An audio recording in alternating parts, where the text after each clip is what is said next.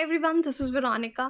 आज हम बात करेंगे पाकिस्तान की, क्योंकि पाकिस्तान में मॉनसून से लोगों का बुरा हाल है। वहाँ पे फ्लड्स आ रखे हैं, सैलाब आ रखा है, काफ़ी लोगों की जान जा चुकी है और इकोनॉमिक लॉसेस भी आप देश को देखेंगे तो पाकिस्तान को बहुत हो चुके हैं। इसके बारे में हम डिटेल में जानेंगे। आपकी कोई भी क्वेरी हो आप उसे कनेक्ट कर सकते हैं टेलीग्राम चैनल पे, because I feel together we can make a huge difference. तो कोई भी क्वेरी हो यहाँ पे कनेक्ट कीजिए।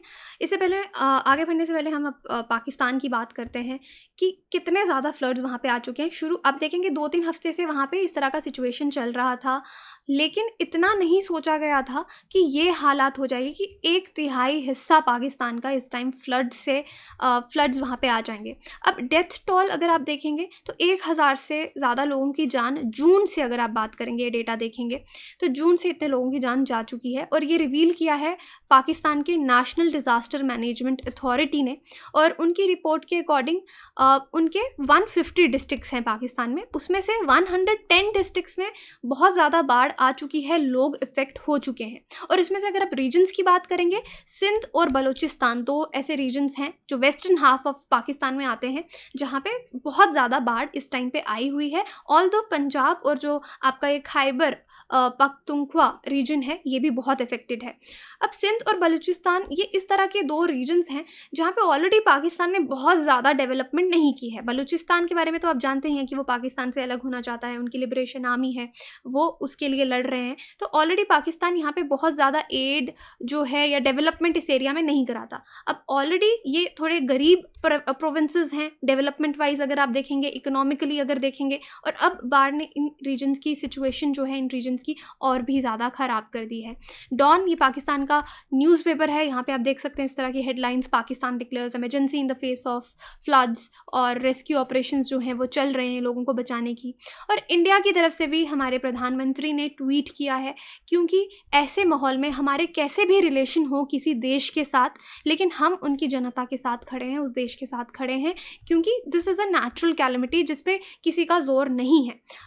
यहाँ पे देखिए नरेंद्र मोदी जी ने, हमारे प्रधानमंत्री ने क्या ट्वीट किया। Saddened to see the devastation caused by the floods in Pakistan, we extend a heartfelt condolences to families of victims, the injured and all those affected by this natural calamity and hope for an early restoration of normalcy। तो इस तरह की tweet किया यहाँ पे। और मैं आपको प्रिंट मीडिया में दिखाती हूँ, बीबीसी में पाकिस्तान फ्लड्स के बारे में यही आया कि 1/3 जो कंट्री का है वो इस टाइम फ्लड्स से भरा पड़ा है। यहाँ पे आप वीडियो साइट पे चल रही है, देख सकते हैं ये हाल इस टाइम पाकिस्तान का है। कितनी सारी डेथ्स जून से यहाँ पे हो चुकी हैं, ये डेटा आप यहाँ पे देख सकते हैं।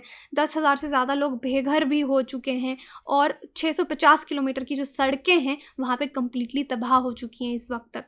अब एक इनका सुपर फ्लड आया था 2010 में, भी इसी तरह से बाढ़ आई थी पाकिस्तान में, लेकिन इस बार की बाढ़ सुपर फ्लड ऑफ 2010 से भी बहुत खतरनाक बताई जा रही है। जो पाकिस्तान की ये मिनिस्टर हैं क्लाइमेट चेंज, शरी रहमान, उन्होंने भी संडे को कुछ डेटा हमारे साथ शेयर किया, पब्लिकली शेयर किया कि एनडीएमए ने बोला है 33 मिलियन पीपल जो हैं, अबाउट 15% ऑफ कंट्रीज पॉपुलेशन, यानी वहाँ के 33 मिलियन लोग कितने हो गए, देश की 15% आबादी है जो कि फ्लड से इफ़ेक्टेड हैं, बेघर हो गए हैं, उनका लॉस हो गया है।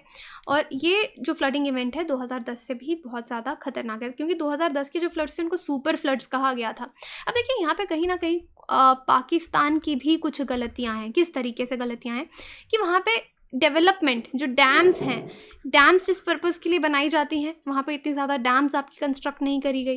बाद में इन्होंने शुरू किया 2015-16 के आसपास कि हम डैम कंस्ट्रक्शन जो है वो शुरू करेंगे, उसको अच्छे से कंप्लीट करेंगे, लेकिन वो अभी भी अंडर कंस्ट्रक्शन हैं, काम वो कंप्लीट नहीं हुआ है। अब जो वहाँ पे जो भी हुकूमत रही, उन्होंने कुछ अलग ही मुद्दों पे ध्यान दिया है और इस तरफ ध्यान नहीं दिया, क्योंकि ऑलरेडी क्लाइमेट चेंज के जो हिंट्स हैं वो पाकिस्तान में एक्सट्रीमिटीज़ जो हैं वो दिखने लगी थी। इनफैक्ट इंडिया में भी दिख रही हैं, क्योंकि क्लाइमेट चेंज से इस टाइम ग्लोबली अगर आप देखेंगे, हीट वेव्स आपने यूके में देखी, चाइना में देखी। चाइना एक ऐसा देश है जहाँ पे आज तक हम हमेशा डेटा में देखते थे कि सबसे ज़्यादा वर्स्ट फ्लड्स आज तक चाइना में आए हैं, लेकिन स्टिल चाइना ने भी अपना इंफ्रास्ट्रक्चर इस तरीके से बिल्ड किया है कि हम नेचुरल कैलेमिटीज़ को रोक नहीं सकते, लेकिन एटलीस्ट उनसे होने वाले नुकसान को लिमिट कर सकते हैं। लेकिन पाकिस्तान को इतना सब पता होते हुए भी उन्होंने इन चीज़ों पे ध्यान नहीं दिया। अगर हम इंडिया से भी कंपेयर करेंगे, इंडिया की भी हालात हिमाचल प्रदेश, उत्तराखंड में अगर आप इस बार देखें कि मानसून की वजह से कितना डिज़ास्ट्रस रहा, but still we are ready, हमारा डिज़ास्टर रिलीफ भी रेडी है इन सब चीज़ों के लिए। और इंडिया ने तो खैर बहुत सारी डैम्स जो हैं वो बनाई हैं ताकि हम पानी को स्टोर कर सकें इस तरह की कैलेमिटी के टाइम पे। अब पाकिस्तान के 2010 के फ्लड की हालात, ये 2010 के पिक्चर्स हैं। 2000 से ज़्यादा लोगों की जान गई थी, 18 मिलियन लोग अफेक्ट हुए थे, 11 मिलियन लोग उनका घर बार उनसे छूट गया था। और आप कैटल की बात करेंगे, लाइफ स्टॉक की बात करेंगे, जानवरों का कितना नुकसान हुआ था, 1.2 मिलियन। तो बीमारियां, क्योंकि इस तरह के फ्लड्स के बाद बीमारियां बहुत फैलती हैं, diarrhoea, respiratory infection, skin infections, anaemia, others. तो यहाँ पे आप परसेंटेज देख सकते हैं। तो ये 2010 के फ्लड्स की पाकिस्तान से की बात है। तो इससे कुछ लेसन्स लेने चाहिए, because yes we can not stop natural calamities, but हमको थोड़ा प्रिपरेशन जो है इस तरह की एक्सट्रीम वेदर इवेंट्स के लिए रखना चाहिए।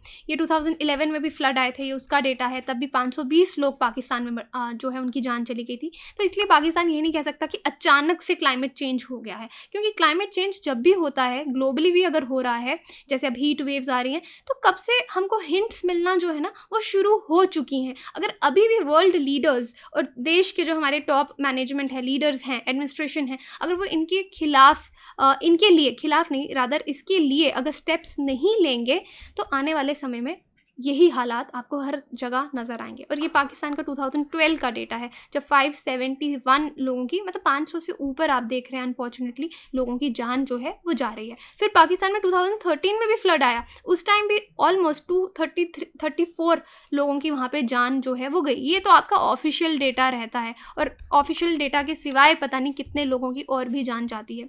अब इन फ्लड्स के पीछे रीज़न क्या है? एक तो मैंने आपको बताया कि पाकिस्तान का थोड़ा पुअर डेवलपमेंट इंफ्रास्ट्रक्चर है, अगर हम डैम्स की बात करें या फ्लड कंट्रोल की बात करें। दूसरा, एनुअल मॉनसून जो है, इस बार बहुत ही मॉनसून जो है एक्सट्रीम वेदर इवेंट्स लेके आया है। बहुत ज़्यादा बारिश हुई है, देश में जितना एनुअली एक्सपेक्टेड होता है उससे कहीं गुना ज़्यादा बारिश वहाँ पे हुई है। Annual monsoon for irrigation crops and replenishing lakes and dams across Indian subcontinent. सिर्फ पाकिस्तान की बात नहीं, इस टाइम आप पूरा इंडियन सब कॉन्टिनेंट देखेंगे तो आप देखेंगे एक वेव ऑफ डिस्ट्रक्शन वो लेके आया है। और 2 महीने से जो इतनी बारिशें वहाँ पे हो रही हैं, उनके कारण से ये बाढ़ वहाँ पे आई है। अब पाकिस्तान के ऑफिशियल्स का बयान अगर हम देखें कि ये जो क्लाइमेट चेंज है ह्यूमंस की वजह से है, तो डेफिनेटली इस पे हमारी कोई दो राय नहीं है। जिस तरह से ह्यूमन बींग्स अर्थ की कैपेसिटी को ओवर एक्सप्लॉइट कर रहे हैं, उसकी वजह से हमको ये क्लाइमेट चेंज की जो एक्सट्रीम वेदर इवेंट्स हैं वो देखने को मिल रहे हैं। दूसरी बात, करप्शन, क्योंकि करप्शन, पुअर प्लानिंग और लोकल रेगुलेशंस में जितने भी इनके फ्लॉज हैं, उसकी वजह से भी यहाँ पे इनकी तैयारी उतनी अच्छी नहीं थी। तभी आज पाकिस्तान ऑलमोस्ट हर देश से एड मांग रहा है। अब इस टाइम पे आपके किसी देश से अच्छे संबंध हो या ना हो, क्योंकि जैसे हमारे ट्रेड रिलेशंस भी पाकिस्तान के साथ बहुत डाउनग्रेड हो चुके हुए हैं, और पाकिस्तान बहुत ज़्यादा पैसा दूसरे देशों से सामान लेने में जो है स्पेंड करता है। लेकिन अब इतने इकोनॉमिक लॉसेस के बाद क्या पाकिस्तान इस हालात में रहेगा कि वो इंडिया से ट्रेड रिलेशंस अभी भी कंटिन्यू नहीं करेगा, राइट? तो ये सब चीज़ें देखने वाली हैं, क्योंकि इन फ्लड से जान का नुकसान हो रहा है और आपके फाइनेंशियल लॉसेस भी आपके देश को हो रहे हैं। अब ये इस बार पाकिस्तान का 8th साइकिल ऑफ मॉनसून चल रहा है। नॉर्मली मॉनसून सीजन में पाकिस्तान में आपके 3 से 4 साइकिल्स मॉनसून रेन्स के रहते हैं, लेकिन इस बार 8th साइकिल चल रहा है। और अभी भी सितंबर एंडिंग में कहा जा रहा है एक साइकिल मॉनसून का फिर से आएगा। अब मंथ ऑफ अगस्त की अगर बात करें तो पूरा अगस्त बहुत ही बारिश जो है वो पाकिस्तान में हुई है। जुलाई टू सितंबर भी आप अगर देखेंगे, एक्टिव रेनफॉल एक महीने से 1.5 महीने तक का एक्टिव रेनफॉल पाकिस्तान में रहा है। अगर पीएमडी यानी पाकिस्तान मीटरोलॉजिकल डिपार्टमेंट ने जो डेटा हमारे साथ शेयर किया है, उन्होंने कहा 2.5 गुना ज़्यादा बारिशें इस बार हुई हैं। नॉर्मली पाकिस्तान में 50.4 mm एनुअल बारिश होती है एवरेज अगर हम लेंगे, लेकिन इस बार 176.8 mm जो बारिशें हैं वहाँ पे हुई हैं। सिंध में 8 गुना ज़्यादा हुई है नॉर्मल अमाउंट से, बलूचिस्तान में 5 गुना ज़्यादा हुई है। तभी सिंध और बलूचिस्तान में मैं आपको बता रही हूँ ज़्यादा नुकसान हुआ है, जान का भी और प्रॉपर्टीज़ का भी। तो ये भी कुछ पिक्चर्स हैं पाकिस्तान से, लोग बेघर हो चुके हैं। यहाँ पे हाईवे के साथ ही आप देख सकते हैं कितना पानी है और लोग पानी में चल रहे हैं। क्लाइमेट चेंज इज़ इनएविटेबल, क्योंकि जिस तरीके से ह्यूमन एंथ्रोपोजेनिक एक्टिविटीज़ हुई हैं, एक्सप्लॉयटेशन हुई है, तो क्लाइमेट चेंज उसी का एक रिजल्ट है। और इन फ्लड से पहले अगर आप देखें, हीट वेव्स रही हैं बलूचिस्तान में, आपके खैबर वाले एरिया में बहुत ज़्यादा वाइल्ड फायर्स रही हैं।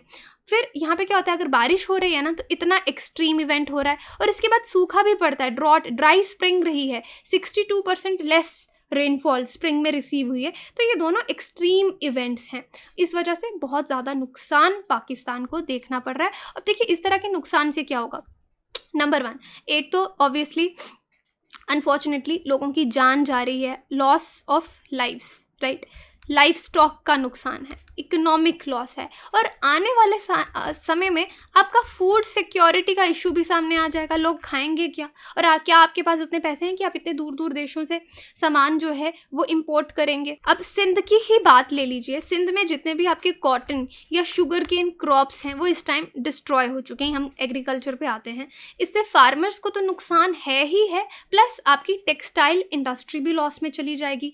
एग्रीकल्चर में जितना नुकसान हो रहा है, एग्री बिजनेस जो आपकी चेन है, जो आपके मिडिल मैन हैं, जो पेस्टिसाइड बेच रहे हैं, फर्टिलाइजर मैन्युफैक्चरर्स जितने भी हैं, सबको नुकसान होगा, और लोगों का जो रोजगार है वो भी खतरे में पड़ जाएगा बिकॉज ऑफ फ्लड्स। तो फ्लड्स को सिर्फ आप एक प्रेजेंट सिचुएशन मत देखिए कि ये मुश्किल में है, आने वाला फ्यूचर भी आपको डार्क जो है पाकिस्तान का वो दिखेगा। अब ये जो अनयूजुअल हैवी मानसून रेन्स हैं, इससे ऑलरेडी जो भारी भरकम नुकसान इकोनॉमिकली पाकिस्तान को हो रहा है।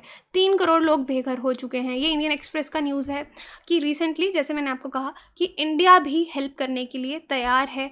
जो हमारे प्रधानमंत्री हैं, उन्होंने पहले तो एक दिन ट्वीट किया कि उनको बहुत बुरा लग रहा है पाकिस्तान को इस टाइम इस हालात में देख के, लेकिन उसके बाद आज सुबह की बात है कि हमारी गवर्नमेंट ने जो बातचीत चल रही है कि किसी भी तरह की मदद जो होगी वो इंडिया की तरफ से पाकिस्तान को पहुँचाई जाएगी। तो जितनी भी हाईएस्ट लेवल की पॉसिबल टॉक्स हैं इस ह्यूमैनिटेरियन क्राइसिस के टाइम पे असिस्टेंस के लिए, हम लोग पाकिस्तान की हेल्प करने के लिए रेडी हैं। अब देखते हैं ये तरीका जो है वो किस तरह से आगे बढ़ता है। अब देखिए पाकिस्तान को हमेशा कुछ देश हमेशा उसके लिए मदद करते हैं।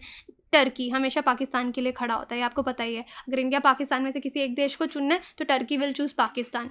चाइना भी अगर आप देखें पाकिस्तान के साथ अच्छे रिलेशंस बना के रखता है। तो ये दोनों देश तो अपनी तरफ से जो असिस्टेंस है वो भेज रहे हैं। यूएस ने भी एक्सटेंड किया है कि वो भी हेल्प करेगा पाकिस्तान की, और इंडिया ने भी यहाँ पे कहा है कि वी आर ऑल्सो रेडी, कि पाकिस्तान को जो भी हेल्प चाहिए हम हेल्प करेंगे। तो मोदी गवर्नमेंट जब से 2014 से आई है, तो इस तरह का ये पहला होगा कि नेचुरल डिजास्टर के टाइम पे इंडिया पाकिस्तान को हेल्प कर रहा है। इससे पहले जो यूपीए गवर्नमेंट थी तब भी हमने पाकिस्तान को असिस्टेंस दिया था, जब 2010 में फ्लड्स आए थे और 2005 में वहाँ पे अर्थक्वेक आया था। तो यहाँ पे एक चांस इंटरनेशनल रिलेशन के हिसाब से देखेंगे तो शायद जो इंडिया पाकिस्तान के रिलेशनशिप है वो थोड़ा इम्प्रूव हो सकता है, बिकॉज भारत इस तरह के ह्यूमैनिटेरियन क्राइसिस में दुश्मनी नहीं देखता। हम लोग हेल्प करने के लिए रेडी हैं। लेट्स सी कि किस तरह का मोड़ यहाँ पे लेगा। तो पहले तो हम पाकिस्तान के लिए विश करते हैं कि जल्द से जल्द वहाँ पे सब चीज़ें ठीक हो जाएं। अब इंडिया में एक डिफरेंट सिचुएशन है अगर हम क्लाइमेट चेंज की बात करें, क्योंकि इंडिया का इंफ्रास्ट्रक्चर जो है वो काफ़ी ज़्यादा डेवलप्ड है। हमारे यहाँ पे डैम्स काफ़ी अच्छे से डेवलप्ड हैं। अगर इस तरह के एक्सट्रीम रेनफॉल इवेंट इंडिया में होते हैं, और India is a very huge country also, तो वी आर रेडी। हमारा डिज़ास्टर मैनेजमेंट भी काफ़ी अच्छा है कि हम ऐसी चीज़ों को काफ़ी जो इससे नुकसान होता है उसको लिमिट कर सकते हैं। So India has a different situation हमारे कैपेबिलिटीज़ के हिसाब से भी, बट अदरवाइज़ भी हम देखेंगे कि अगस्त में जिस तरह की बारिश इंडिया में हुई है, तो सिर्फ नॉर्मल से 6% बारिश जो है वो ज़्यादा हुई है पूरे सीज़न को अगर हम देखेंगे। बट हाँ, कुछ स्टेट्स हैं जैसे हिमाचल उत्तराखंड की बात करें, वहाँ पे हमने नुकसान देखा कि ऑलमोस्ट 30 लोगों की जान इस तरह के इंसिडेंट्स में वहाँ पे गई। But we are still at a better position from Pakistan than Pakistan, right. So यही बात थी पाकिस्तान की। अगर आपको PDF चाहिए तो आप टेलीग्राम लिंक से यहाँ से ले सकते हैं। बाकी आप अपनी प्रिपरेशन UPSC की हमारे साथ बहुत इजी बना सकते हैं।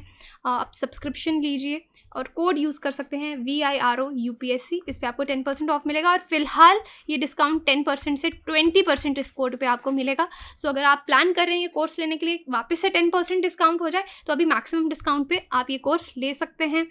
You have 2 kind of subscription, plus का सब्सक्रिप्शन, और यहाँ पे again don't use this code, this is the code VIRO UPSC, और प्लस कोर्स और आइकॉनिक कोर्स। आइकॉनिक पे आपको मेंटोर भी दिया जाता है जो आपकी हेल्प करता है आपकी प्रिपरेशन को आसान बनाने के लिए।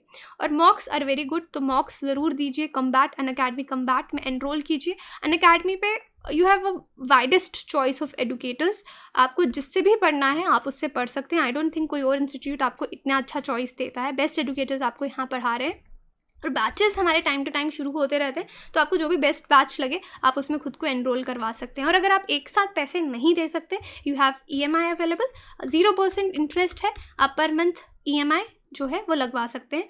एंड 2 साल से ज़्यादा का कोर्स अगर आप लेते हैं and you not satisfied with your result, आपको 1 साल का एक्सटेंशन अनअकैडमी की तरफ से मिलेगा। Thank you so much.